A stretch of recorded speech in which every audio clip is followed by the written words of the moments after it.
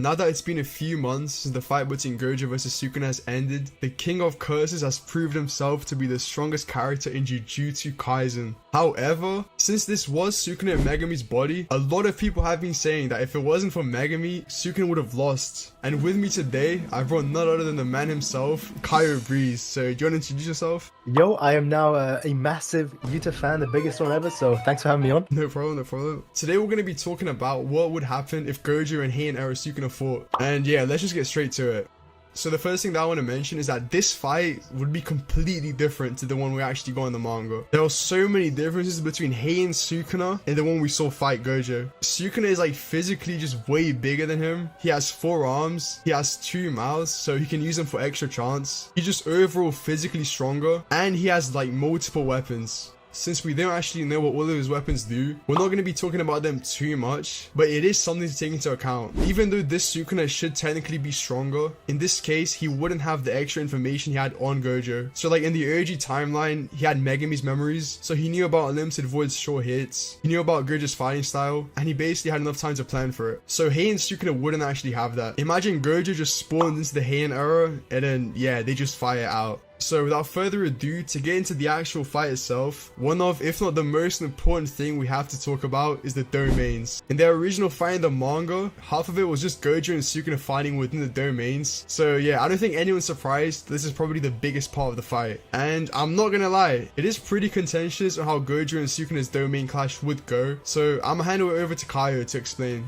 Now there's actually a couple things we have to consider. First of all, he doesn't actually have Megumi to now take the brunt of a lot of Unlimited Void's attacks. And the second thing to actually take into consideration is that Sukuna, he's a lot stronger, and this may actually apply to his own domain's sure hit as well. So not only is he physically stronger, but it should actually apply to the sure hit, where let's say he actually chants when he's making the sure hit, or the actual technique itself is stronger. Not only should that make the actual sure hit itself stronger, but it should make the attacks themselves stronger as well. And of course, when we actually go over the fight, we'll be explaining why this is very important during the fight. But what's even more important than this is the fact that he doesn't actually have Megumi nor the 10 Shadows to actually tank the process of adaptation like he did in the main fight against Gojo. And I'm actually going to read this off for you here right from the narrator himself. The can't miss commands that negated each other across 5 domain expansions covered everything inside the domain for Gojo, and everything except himself inside the domain for Sukuna, but didn't cover can't miss attacks with regard to himself. What this basically means is that Sukuna himself isn't actually protected by his own sure hit. It's not actually shrouding it. Of course, this is very important because it would mean Unlimited Void could actually still hit him while they're domain clashing. And it's worded very weirdly since the narrator is saying that they actually negated each other, but it could still hit Sukuna though. And that's why during all 5 times for all the domain clashes, the narrator actually says he, and it specifies he took the hit from Unlimited Void 5 times and bore the burden of adaptation, which I'm pretty sure is implying here was actually Megumi. Rather than Sukuna taking the 5 hits himself, he just let Megumi take it. And what's even more important is that later on Gojo himself says, but I bet you only had him shoulder the process of adaptation and not the results. What this basically means is that Sukuna was doing what he did against Yorozu. So Sukuna was taking the process of Yorozu's techniques, right? But he wasn't actually getting the results. The one who actually got the results was Mahoraga. And it's the same thing here. Megumi's the one who's actually shouldering the process of adaptation. You know, it's actually let Mahoraga adapt to it. It's actually Sukuna that was taking it during the Yorozu fight. In this case, it was Megumi's soul, which is what Gojo further clarifies. Sukuna, neither you nor Megumi's soul have adapted to Unlimited Void, but we know for an absolute fact that Mahoraga has, since he did break the domain in one shot inside of it during 229, and even Gojo himself says, oh, Mahoraga has adapted to Unlimited Void. So it's important to know, and we will touch on this later when we discuss the fight, so he doesn't have Megumi anymore or the 10 Shadows to actually shoulder that burden of Unlimited Void while he was getting hit for it during those 5 times. And one other thing to know is that, yes, Sukuna can actually use domain amplification during a domain. This is something Gojo actually specifically noted during the second domain clash during chapter 227, when Gojo himself is shocked, saying, oh god, how can Sukuna do this? I didn't even know this was possible, but I guess it is if Sukuna can do it. But he's actually activating domain amplification within the domain itself. And in case you don't know what domain amplification is, you're basically surrounding yourself with an empty domain, and because it has no sure hit, it can actually eat the sure hit effect of someone else, or even just a curse technique of someone else. Which basically means, is it possible that the domain amplification could actually tank Unlimited Void for Sukuna? And what makes this even more interesting is when Sukuna himself says, while not using using domain amplification inside a domain, I use Ten Shadows technique to have fushiguru shoulder adaptation. Basically saying what we already know and what the narrator said before, but he specifically says while not using domain amplification inside a domain. Now, this is just an assumption, so I could be wrong. You can disagree or agree, that's your choice, but I kind of take this meaning as while he was using domain amplification inside of a domain, it did actually at least tank some of Unlimited Void. Obviously not all of it, since most of it was actually getting negated by Sukuna's own sure hit, but at least what bit was left, either domain amplification could tank it or Megumi was able to tank those small Unlimited Void hits. Or you could actually take this statement as saying, while I'm not using domain amplification, I just had Megumi actually tank the hits, specifically because while domain amplification is on, the adaptation isn't going to work. So it could imply that domain amplification doesn't actually block out the Unlimited Void hits, at least the smaller hits, and Megumi was actually just taking them the entire time, even while domain amplification was on, which is an important distinction to make, since if domain amplification does or doesn't tank Unlimited Void, at least the smaller bits of it, it would actually make a big difference when he's fighting Heian Era Sukuna. So as Kaio said, the question as to whether or not Sukuna can defend against Gojo's short hit is probably the most important factor of this fight. If you think Sukuna really has no way to defend against Unlimited Voids, then I'm not gonna lie, he does just straight up lose. Like as soon as Gojo opens his domain, Sukuna would open his, and then he just gets stun locked. So for the rest of the video, we're gonna go with the assumption that Sukuna's domain amplification can probably protect against most of Unlimited Void's short hit, since we do feel like it's implied that he can do that. Okay, so now that we got over that, if Sukuna can use domain amplification to block out Gojo's short hit, then Heian Sukuna versus Gojo inside a domain would go pretty bad for Gojo. Unlike in the main fight, Sukuna will probably be using domain amplification for the entire time, since he wouldn't have Megumi to account for. And what this means is he'd probably be able to be on the offensive for the whole time. Not just this, but he's physically stronger, he has more hands, he has more mouths, so he would be able to boost his own strength as well, and his domain. So remember how after the first clash, Gojo was getting cooked in Malevolent Shrine? This time it would be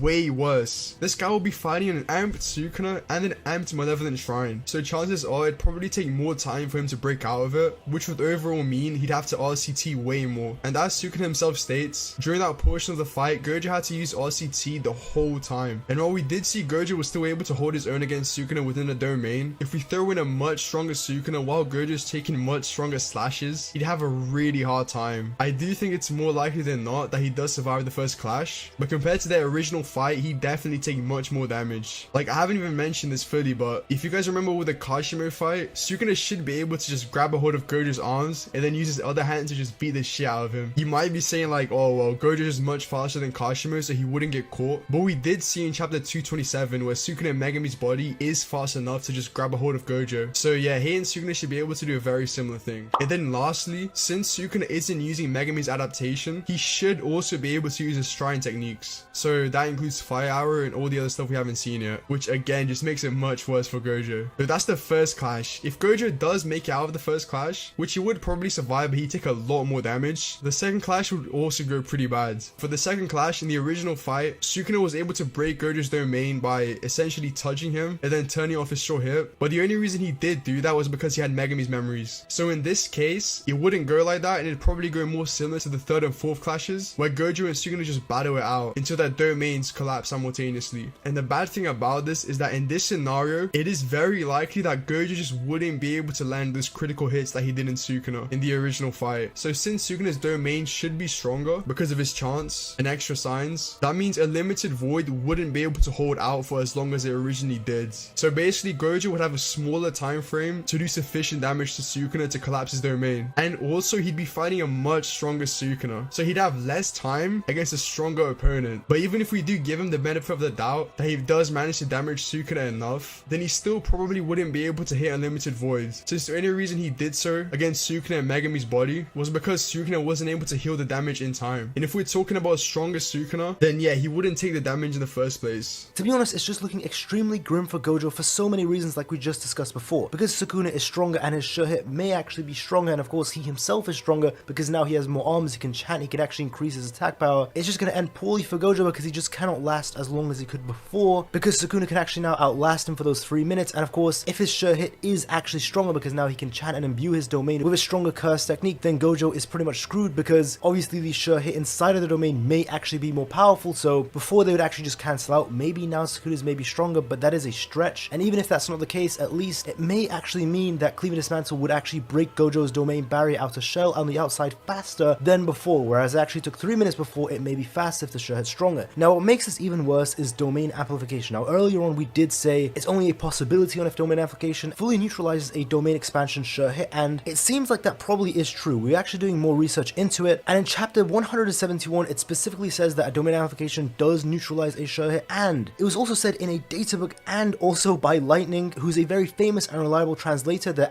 is @lightning446, though of course they're inactive nowadays, all confirming that yes, domain amplification does actually nullify a sure hit, including a domain expansion sure hit, because basically you're just enveloping yourself in an empty domain without a sure hit in it, so because of that the empty space around you can just eat up the sure hit that's attacking you. Now this actually takes away the biggest win con idea that I had for Gojo. Initially I thought that okay, maybe domain amplification doesn't completely neutralize it or let some of it in of the sure hit, so I'd actually assumed that it would be possible that all these small unlimited void hits that Sukuna would take during those 5 domain clashes would just accumulate, and if Gojo could just somehow last 5 domain clashes against a stronger Sukuna, which is already unlikely, then maybe the damage that unlimited void accumulates to Sukuna's brain over the 5 times, rather than it just being one big amount of damage, it could accumulate, and then thus Sukuna wouldn't be able to cast his domain after the 5th clash. Well, that's impossible since Sukuna could just use domain amplification the entire time, since he doesn't have to worry about Megumi shouldering the burden of adaptation, or he doesn't even have to rely on it at all, since he can just use domain amplification inside of a domain. Even though Sukuna's own sure hit doesn't actually protect him from Gojo's sure hit, he can just use domain amplification and protect himself. Now, you could actually argue that him using domain amplification might be too taxing, maybe it's costing him too much cursed energy, but I doubt it because Sukuna is such a Jujutsu god, and he's refined his cursed energy to such a point that it probably doesn't matter, since we do see him using domain amplification the entire time when they're fighting in base to actually hit Gojo. I mean hell, he was even using it in the domain multiple times during the actual fight that we saw, so it's not that big of an issue for him. So what win cons does Gojo have? Well, have you ever actually brought up a great point that it's possible that since Sukuna does actually lack the knowledge that Megumi had, maybe a Hollow Purple could actually kill him, which is definitely possible. I mean, I could definitely see Sukuna being caught off guard and it just killing him, though of course there is the possibility that since Sukuna actually has 2 extra arms, he can actually defend himself better, and he would actually tank it better in the main series, whereas in the main series he only lost 2 arms. It's possible he wouldn't even lose both of his arms. He may actually keep some of his arms if he's using 4 arms to defend against it, since it could also make a potential binding vow that Sukuna could make even stronger than it was before. However, that still is a big win con that Gojo can actually just get earlier on, where since Sukuna isn't aware of Hollow Purple, he could just possibly catch him off guard and end him right there, since it is pretty fast. Sukuna did react to it though, that was when it was kilometers away, though it was amped, it's still a huge distance. If Gojo were to fire one off at a close distance, even if it's only half as strong as it was before, we're now comparing several kilometers to probably only a few meters. So we're actually decreasing the distance hundreds of times. So again, even if it's half as strong, it probably would actually blitz Sukuna, but maybe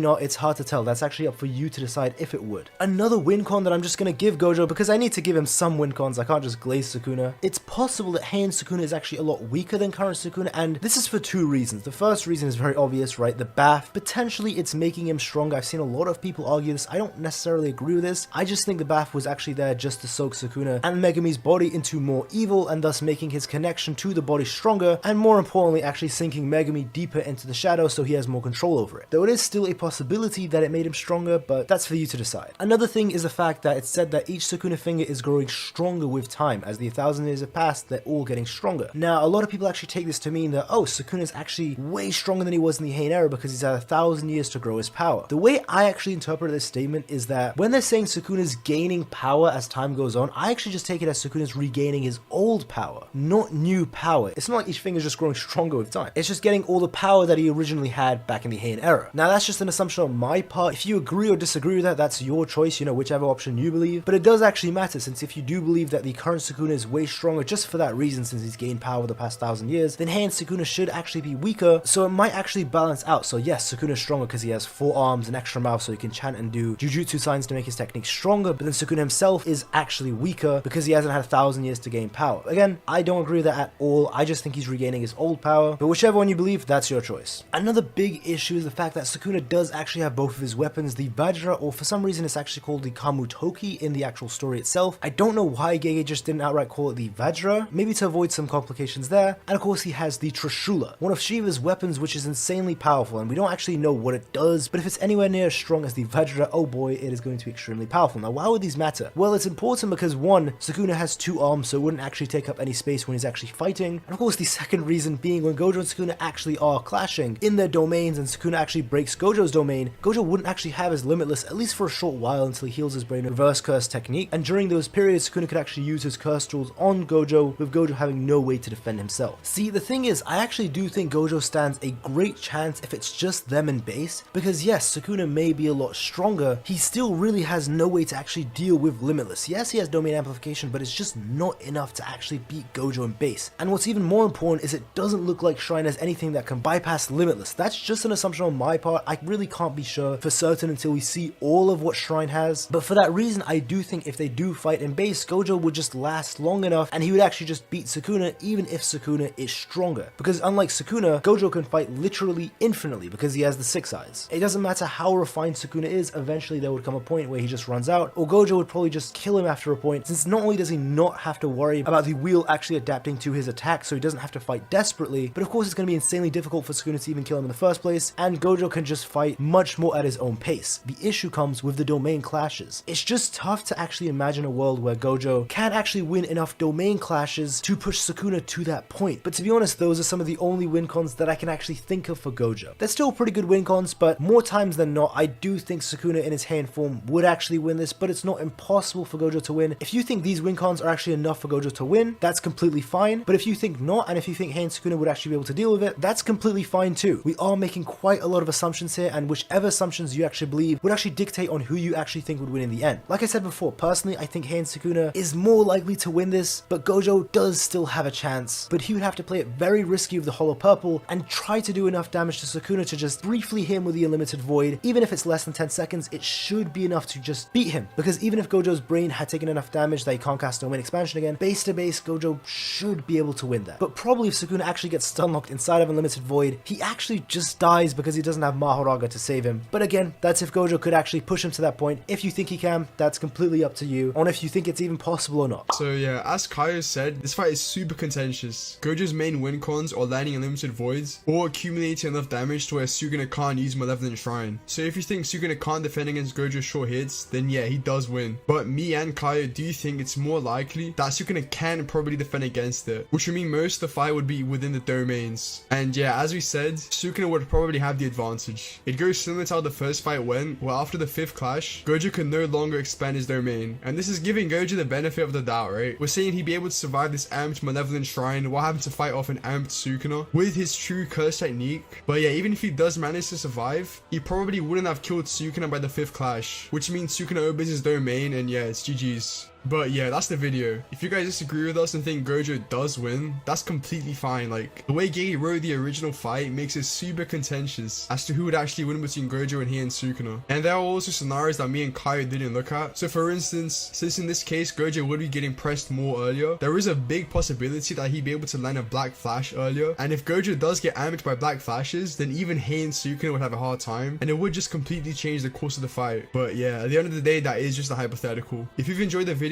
please make sure to like and subscribe. Also subscribe to Kaio's channel. It was really fun having him on. Yeah, I appreciate having me on. It was a lot of fun. Yeah, thanks for watching, guys. I'll see you guys next time. Peace.